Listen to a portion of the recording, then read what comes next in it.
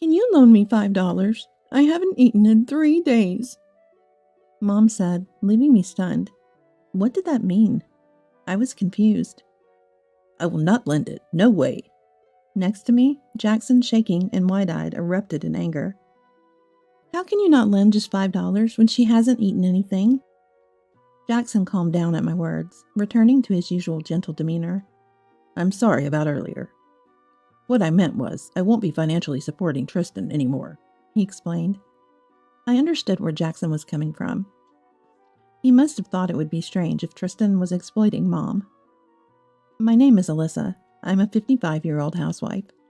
I live in a detached house with my husband Jackson, who is 5 years my senior. Our 2 children have grown up and moved out after getting jobs. It's a bit lonely, but Jackson and I are enjoying a peaceful life after parenting. Jackson isn't much of a talker, but he's kind, gentle, and I've never seen him raise his voice. After retiring at 65, Jackson got hired at his old company, commuting about 3 days a week. At my parents' home, Mom and Dad live together. Jackson has an older brother by 3 years, Tristan. Unlike Jackson, Tristan is quick to speak his mind and often becomes emotional. The brothers are complete opposites. Mom's hobby was listening to stand-up comedy on a small boombox. She had a large collection of stand-up comedy tapes and often laughed at them since I was a child. Dad was as kind as Mom, and I barely remember being scolded by him. Dad used to work in a restaurant and was skilled in cooking. I learned a lot about cooking from him. Dad enjoyed cooking steaks for family gatherings at Christmas and the like. I remember Tristan looking up to him, thinking it was cool. Dad often cooked dinner on weekdays. Sitting at the living room table, drinking coffee with Mom, waiting for Dad's cooking, Mom would say with a smile, "It's the opposite of most homes, with Dad busy in the kitchen and me relaxing," which was memorable. Seeing Mom's happy smile, I always thought I wanted to be like them when I got older. Then Dad passed away. He seemed healthy, but was suffering from cancer. His condition worsened rapidly, and Mom hardly had time to grieve. For a while, Mom became like a shell of herself, often zoning out. Worried that she might fall ill from grief, my children kept visiting and encouraging her. Thanks to that, Mom regained her spirits and could live smilingly like before. Around that time, Tristan decided to quit his job and open a pub.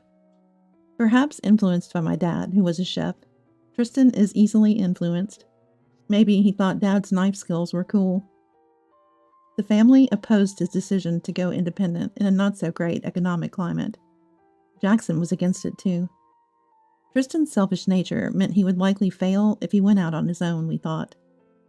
I doubted Tristan's chances of success, focusing only on appearances. Pouring his savings into it and mortgaging his apartment for a loan, Tristan opened the pub, but his arrogance was his downfall. Customers soon stopped coming, and the pub closed within a year. Family relations soured as the business failed, and his wife left him with their children when the pub closed.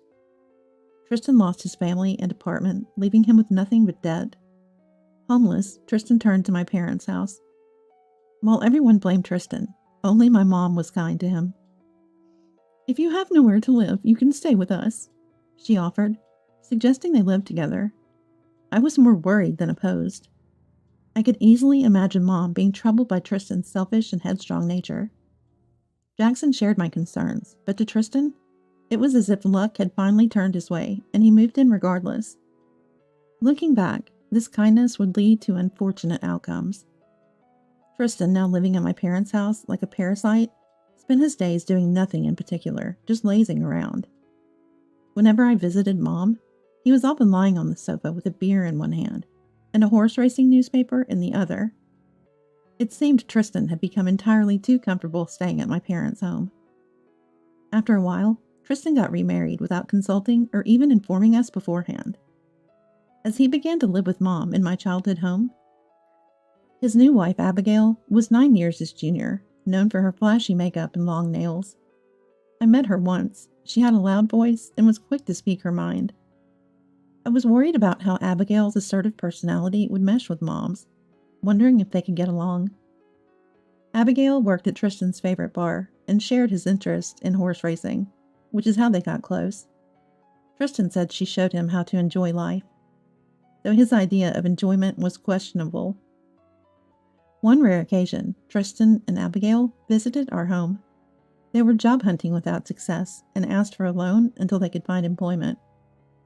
Could you support us just until I find my next job? Tristan asked nonchalantly, legs crossed arrogantly on the sofa. His manner of asking made me doubt whether he was truly in need. I've been thinking of starting part-time work too, but it's been hard to find anything.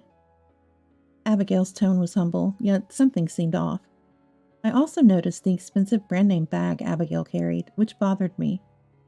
Indeed, Tristan had lost everything after his business failure. That much was true.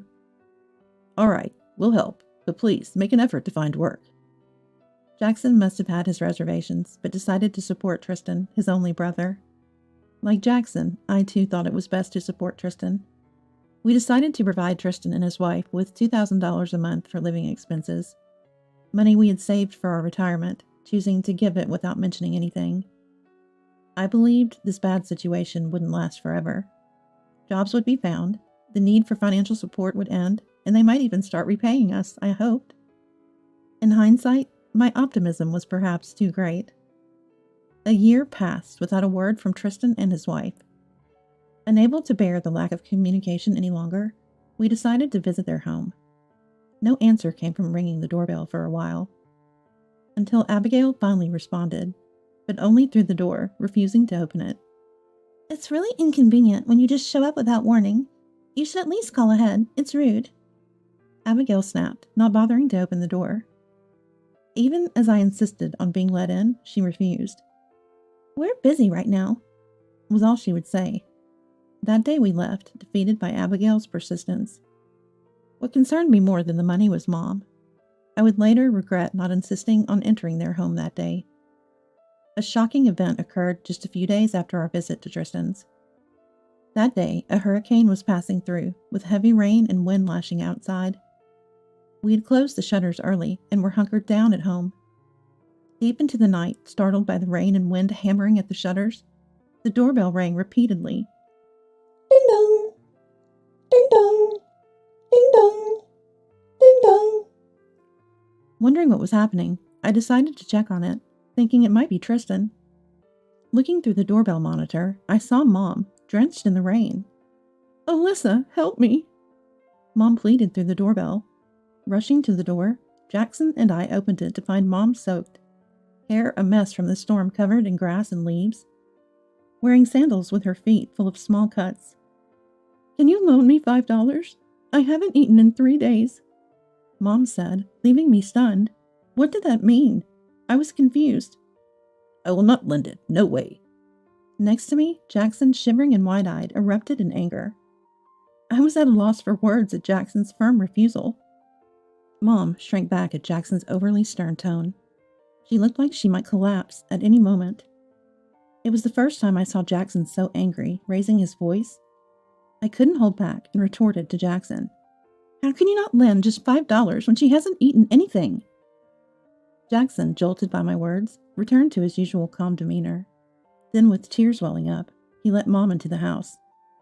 I'm sorry for raising my voice, he apologized.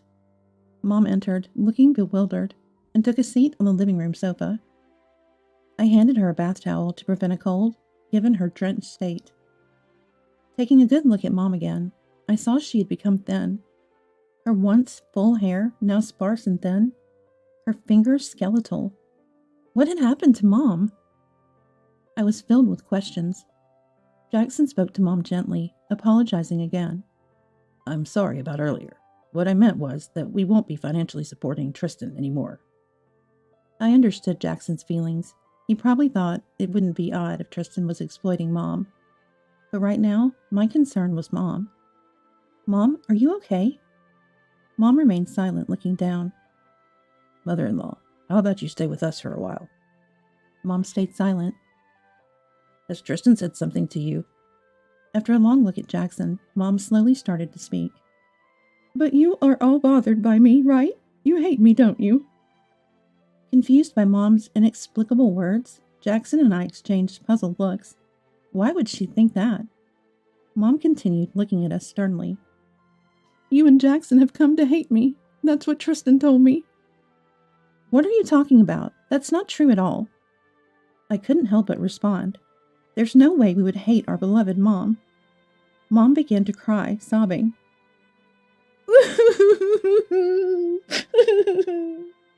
We've always loved you, Mom. There's no way we can hate you. We've missed you so much. I embraced Mom without hesitation. Mom hugged me back and started crying loudly.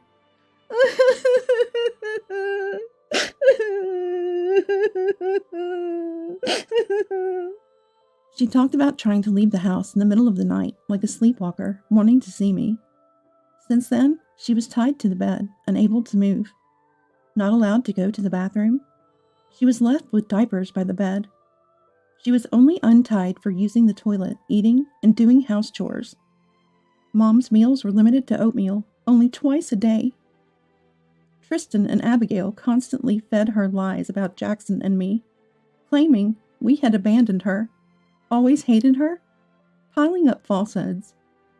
They would leave Mom restrained and not return, leaving her without food for 3 days. Unable to shower or use the toilet, she was forced to rely on diapers. Believing her life was at risk, Mom managed to free herself and escape. Hearing the shocking extent of her suffering, we were speechless. Such cruelty was beyond human. Were Tristan and his wife devils? All I felt was immense pity for Mom. Considering the distance, it would take an hour on foot under normal circumstances. Much longer for Mom, especially during a hurricane. The thought of her struggle to reach us brought me to tears. Don't worry, from now on, we'll protect you. Mom nodded repeatedly to these words, relieved. So what was all that Tristan and Abigail told you? It turns out everything they said was a lie. Mom looked shocked, never having doubted others, or experienced such malice. A series of unbelievable events for Mom. Probably Tristan was counting on living here and targeting your old age pension. But don't worry, we'll take care of you, Mom. Mom, reassured by those words, smiled warmly. I made clam chowder for Mom, Dad's specialty. Mom murmured nostalgically. It brings back memories. Savoring it. Jackson, tears in his eyes, muttered to himself while looking at Mom. I'll never forgive Tristan and the others for putting you through this. When I asked Mom where Tristan and the others were, she mentioned they went to Kentucky for horse racing. It seems there's a big race tomorrow, so they probably won't return until then. Jackson and I began plotting our retaliation. The next morning, I prepared Dad's recipes for breakfast for Mom. Mom, who had lost her appetite, ate only a little, but commented, It's been a long time since I've had something this delicious. Seeing Mom eat with a smile made my heart ache even more. How could someone as kind and unsuspecting as Mom have gone through such hardship? After finishing her meal, Mom quietly started to speak. They said they didn't like my attitude. Too pretentious. They kicked me. I gasped in shock. How could anyone do something so terrible? My heart ached with sorrow for what Mom had endured, and tears spilled over. Mom tenderly wiped away my tears. Alyssa, I'm sorry for bringing this up. Mom looked down, apologetic. Mom, it's not your fault. We'll protect you from now on. You won't have to go through this ever again. Mom looked at me with a smile.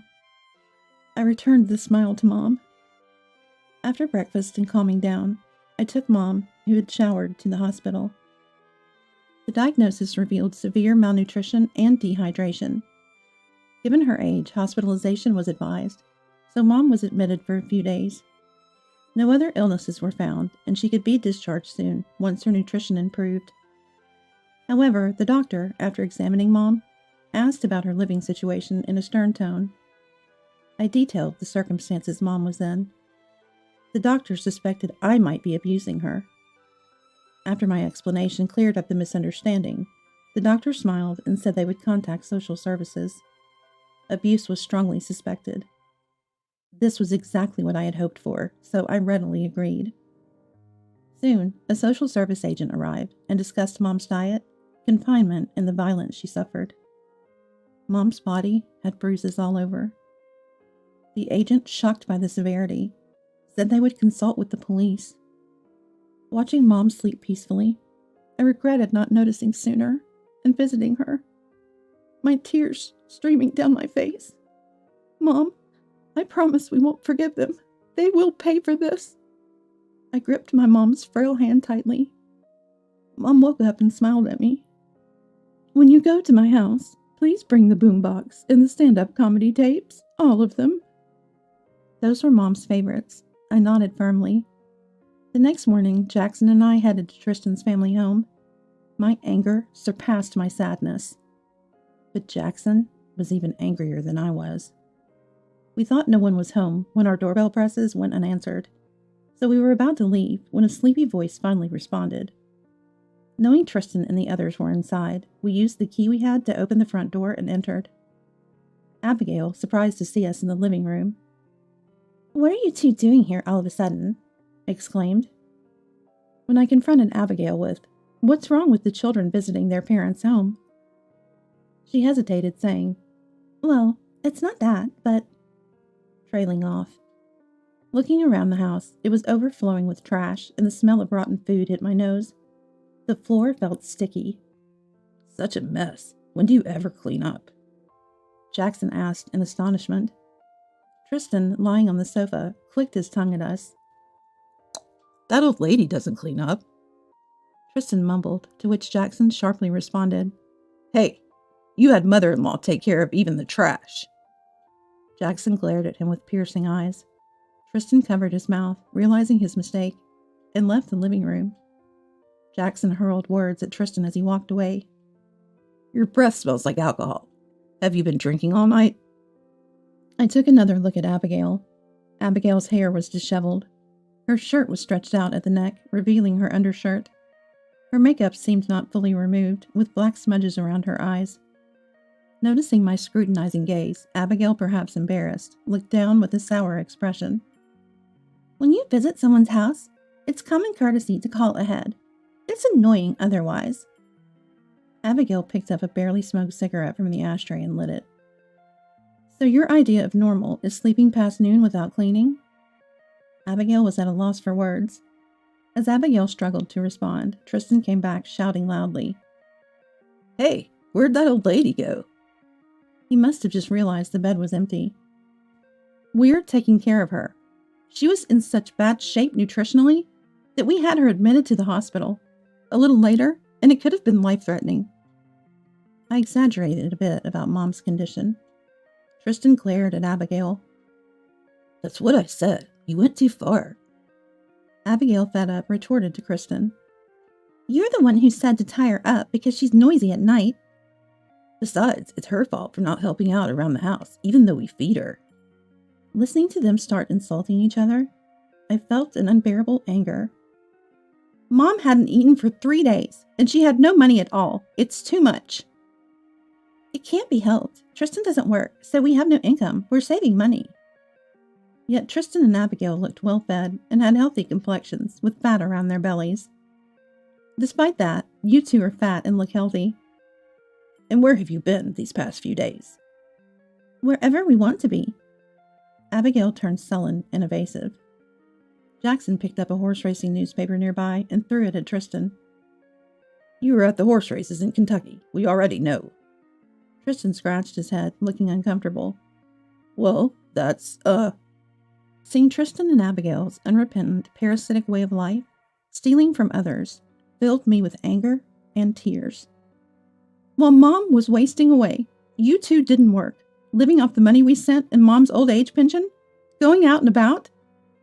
Jackson, too, must have been furious, raising his voice to denounce Tristan. "You didn't even provide mother-in-law with proper meals, tying her to the bed at night."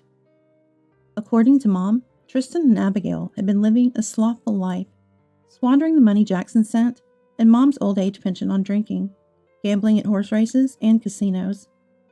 "Where's your proof? The old lady must be making it all up." Abigail came at us aggressively. Is this Abigail's true nature?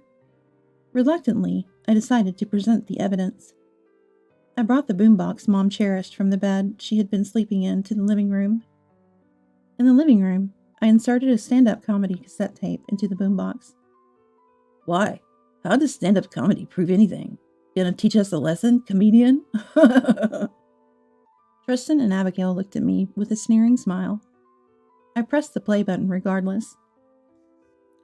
Just tie her up. We're going to make a killing at the horse races in Kentucky, so behave. See, if you don't behave, you'll hurt like last time. When we get back, tell us where the banking card and seal are. Really? Can't find it anywhere. Where did you hide it?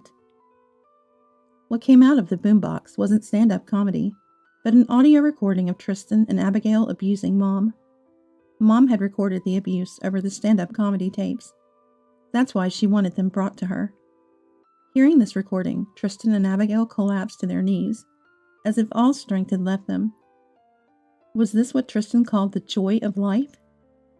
Mom has become so thin, almost just skin and bones, all because of you two. We don't know anything about that, Abigail shouted back at us loudly. As Jackson and I looked down on Tristan and Abigail, the doorbell rang. Ding dong! They're here. I headed to the door. I returned to the living room with the police and a social services officer. Faced with the unexpected visitors, Tristan and Abigail looked shocked. The social services officer showed Tristan and Abigail the hospital's diagnostic report and the doctor's opinion. The police went to check the bed. You've committed a serious crime. You'll be paying for it from now on. Let the police thoroughly investigate and see for yourself how terrible the things you've done are. We also handed over the cassette tape that recorded the abuse to the police. Tristan and Abigail will be judged for their crimes accordingly. Jackson spoke to Tristan. We won't be sending money anymore. We're cutting ties with you. This house belongs to Mom. We're going to sell it. Don't come back here. Suddenly, Tristan bowed deeply. Perhaps he finally realized his situation. Alyssa, if we lose this house, we'll have nowhere to live. I'll really look for a job this time. Please forgive us. Abigail also bowed deeply. I'll take care of Mother-in-law too. Please forgive us. Now that they found themselves in a desperate situation, their attitude became completely opposite, calmly apologizing. It's too late. We can't trust you two anymore. Please, just this once. Forgive us this one time. How long will they keep saying just this time? Do they think we'll relent? You will pay for your crimes no matter what. Don't ever contact us again. Jackson pulled out a debit card from the box containing the cassette tapes. Is this what you were desperately looking for? The debit card contained the money Dad and Mom had saved diligently and Dad's life insurance. I pulled the debit card out from between the boombox and showed it to Tristan and Abigail. So it was there all along. If only we had that. Wow. Tristan and Abigail began to cry out loudly. Even as the police took Tristan and Abigail away, they continued to insult each other. A futile effort till the end. They were crying and wailing as they were forced into the police car and taken away. The evidence against Tristan and Abigail included not just the audio recording of abuse, but also the restraints found on the bed. Additionally, the loud yelling of Tristan at night and Abigail's shrill screams, as reported by neighbors, served as testimony to the abuse. Further investigation revealed that a substantial life insurance policy had been taken out on Mom, leading to intense interrogations day after day. The police, calling it an inquiry, informed me of this. They were likely to be found guilty and face a severe sentence. Tristan and Abigail will be spending some time in prison. I hope they reflect on their crimes and make amends. We are seeking damages from Tristan and Abigail. After their release, they will have to make payments for the rest of their lives. I told Jackson I wanted to live with Mom. He gladly agreed.